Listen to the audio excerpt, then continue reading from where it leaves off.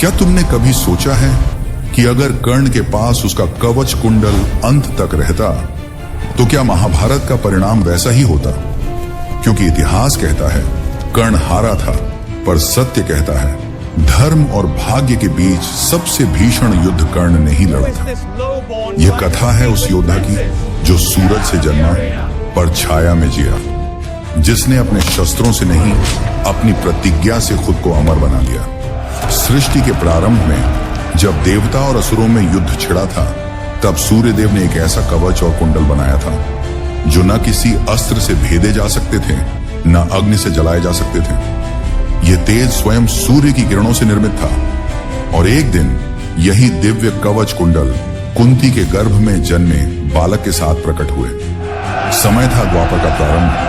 धरती पर अधर्म का भार बढ़ रहा था। राजकुमारी कुंती तब युवा थी और अविवाहित भी, और आशी दुर्वासा के आश्रम में सेवा कर रही थी। उनकी तपस्या से प्रसन्न होकर आशी ने उसे एक वरदान दिया, कुंती, तुम जिस देवता का भी नाम स्मरण करोगी वह प्रकट होगा और तुम्हें पुत्र देगा। कुंती ने उस वरदान को एक खेल की तरह परखा। उस बाल्य जिज्ञासा में बिना परिणाम जाने कुंती ने सूर्यदेव को पुकार लिया। आकाश सुनहरा हो गया, हवा में गर्मी फैल गई और उनके सामने स्वयं सूर्य प्रकट हुए। उनका तेज इतना प्रखर था कि समूचा कक्ष स्वर्णिम हो गया।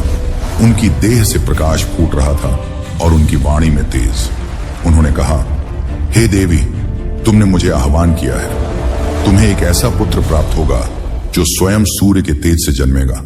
और उस क्षण सूर्य की किरणों से एक बालक प्रकट हुआ। उसके शरीर पर स्वर्णिम कवच था और कानों में दिव्य कुंडल।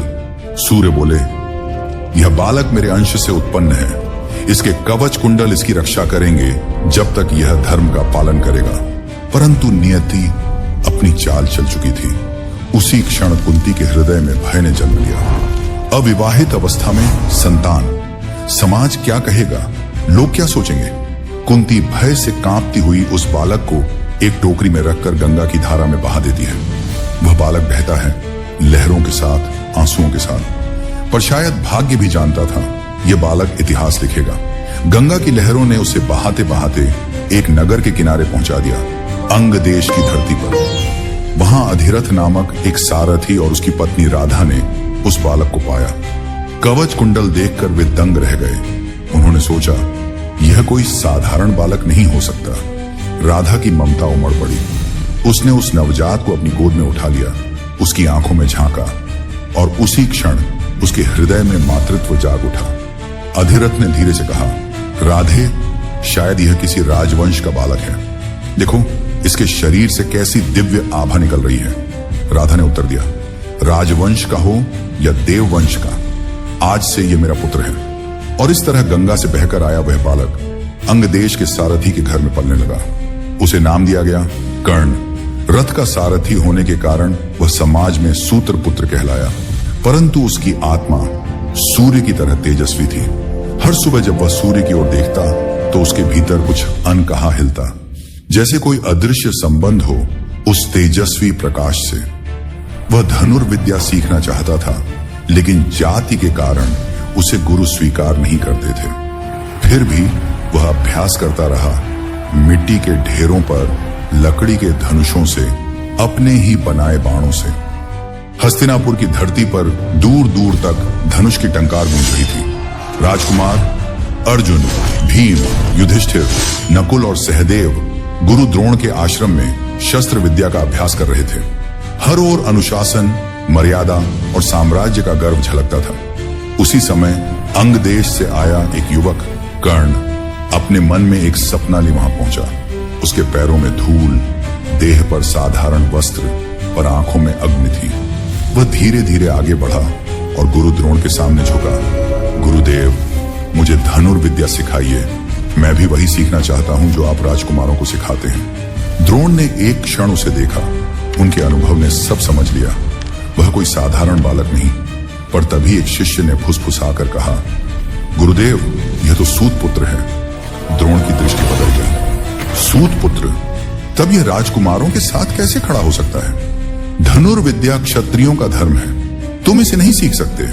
कर्ण के भीतर कुछ टूट गया। उसकी आत्मा चीत्कार कर उठी, पर उसने कुछ नहीं कहा। उसने सिर झुका लिया। वह लौट पड़ा, लेकिन उसकी आंखों में अपमान की अग्नि और आत्मसम्मान की ज्वाला जल उठी थी। उसी ज्वाला ने उसे आगे बढ़ाया, उस मार्ग पर जहां उसे समाज, धर्म, गुरु, यहां तक कि देवताओं तक से टकराना था। फिर वह गया परशुराम के आश्रम में। परशुराम, जिन्होंने प्रण लिया था कि वे केवल ब्राह्मणों को ही शिक्षा देंगे।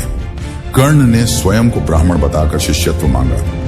परशुराम ने उसे धनुर्विद्या दी। दिन रात रक्त पसीने से कर्ण ने तप किया।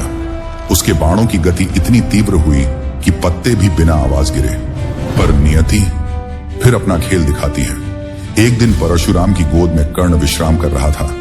तभी एक कीड़ा उसकी जांघ में घुस गया। रक्त बहने लगा, पर कर्ण शांत रहा। परशुराम जागे और बोले, कोई ब्राह्मण ऐसा दर्द नहीं सह सकता। सत्य बताओ, तुम कौन हो? कर्ण मौन हो गया। उसने सिर झुका लिया।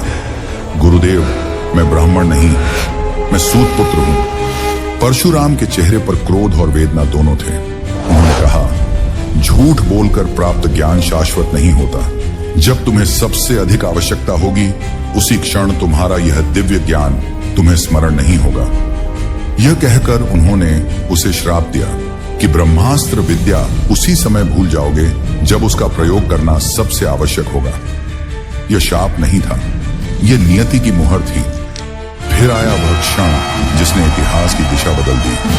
हस्तिनापुर का रंगभूमि उत्सव। जब द्रोणाचार्य ने अपने शिष्यों की प्रतिभा दिखाने के लिए सभा सजाई, अर्जुन आगे आया। बाण छोड़े, तीर बिजली की तरह गिरे, सबने जयकार की। तभी एक अनजाना युवक रथ पर चढ़ा। कर्ण, उसने कहा, मैं भी यह कर सकता हूं। और जो किया वह अर्जुन से कम नहीं था। तीरों ने हवा चीर दी, लक्ष्यों को भेद दिया। तभी सभा के बीच से एक आवाज गूंजी, मैं हस्तिनापुर का युवराज दुर्योधन इस वीर को अंग देश का राजा घोषित करता हूं। सभा फिर से स्तब्ध रह गई। उस क्षण कर्ण को न केवल सम्मान मिला, बल्कि पहचान भी। और उस दिन से कर्ण ने दुर्योधन को मित्र, भाई, स्वामी सब कुछ मान लिया। वहीं से शुरू हुआ इतिहास का सबसे जटिल बंधन। कर्ण और दुर्योधन, एक राजा का समर्थन और एक सूत पुत्र का सम्मान। युग बीतते गए, कर्ण की ख्याति फैलने लगी।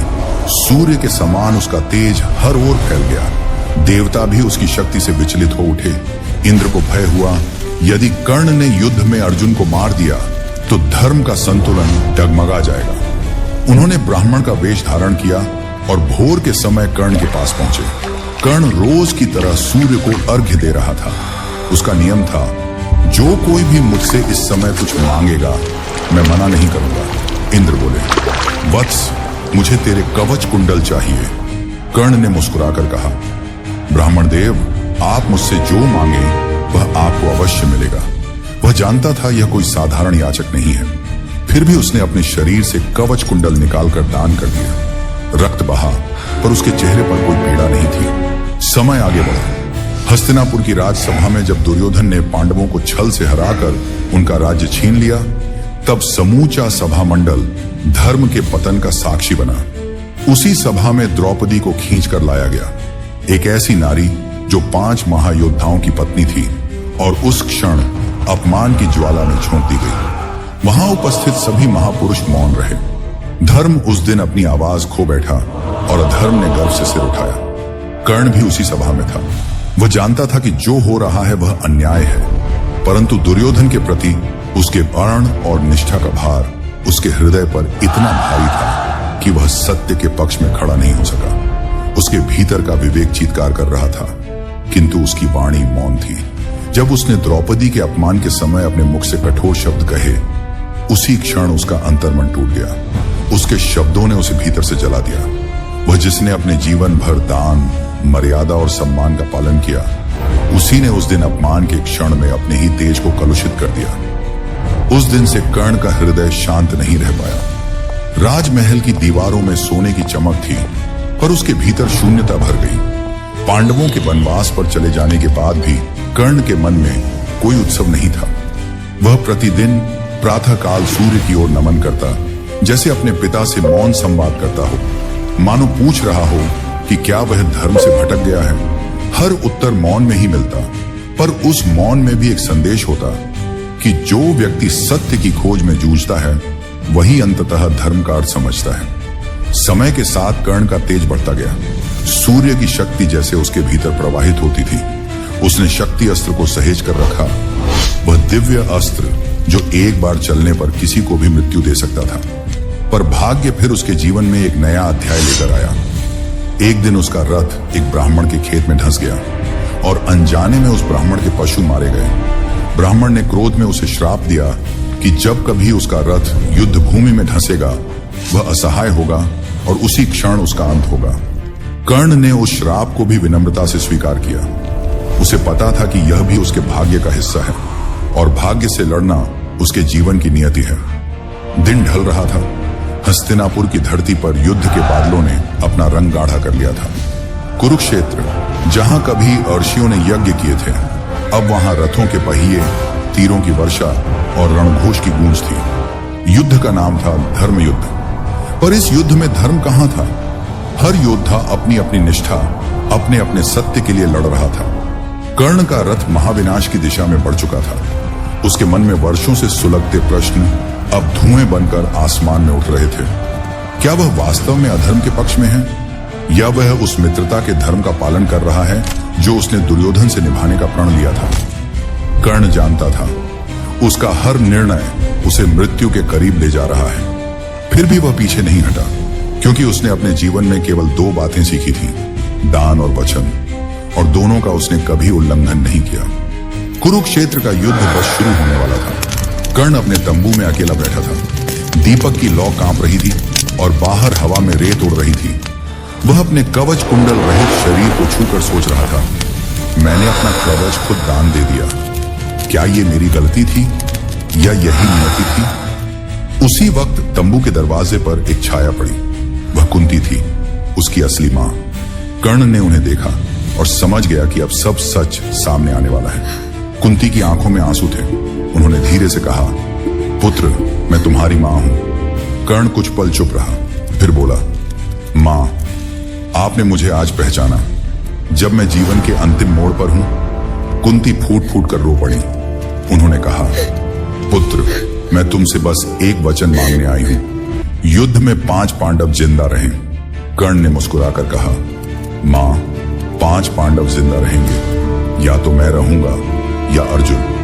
कुंती कुछ नहीं बोली। वह जानती थी उनका यह पुत्र वचन का पक्का है।